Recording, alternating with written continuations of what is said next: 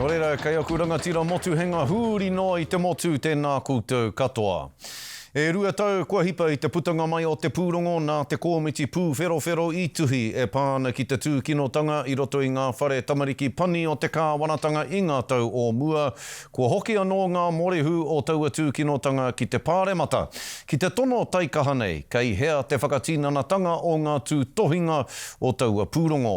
I tuku puti rātau ki ngā kaitōranga pū, ko ngā puti nei, no ngā whare me ngā wāhi i tū ai te tūkinotanga. Kia maumahara pūa i ngā kaitōranga pū o te wā ki te kino i pā ki ngā morehu. Me te haipapa nui kei runga i ngā kaitōranga pū o te wā nei, kia ea i a rātau, kia tatau pounamu i a rātau.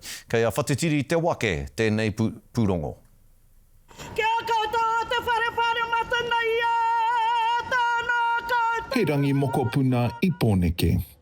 Ko ngā moko puna i tū kinotia i ngā whare ata whai me ngā whare hāhi te aronga matua. E rua tau ka hipa no te whakamānūtanga o te ripoata te rōpū arotake matua, ka whakakao mai ngā morehu me te aki nui kia whakamanahia ngā oati. It's almost 2 years since the tabling of that report, and in November it's 2 years of the apology. And what's been said and what's been done are two different things. It's been more than 2 years for us, I think, and we've developed some kind of resilience against listening to politicians who could quite possibly be gaslighting us in some way.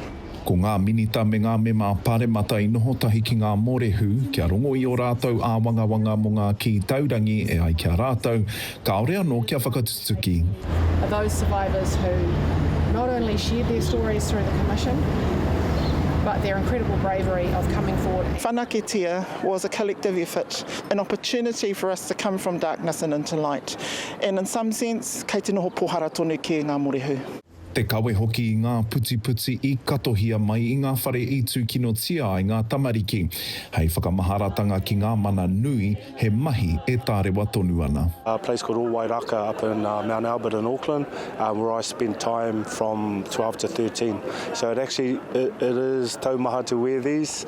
I was a bit challenged with putting it on, but I know that for me it's a constant reminder of the taumaha that's been put on all our survivors and our whānau. E mārama keho ana tā rātau i ki ai, whakahonoretia ngā kōrero, kia kaua e whatia anotia te ki taurangi. I'm energised by all of those survivors and their courage and bravery, but I'm also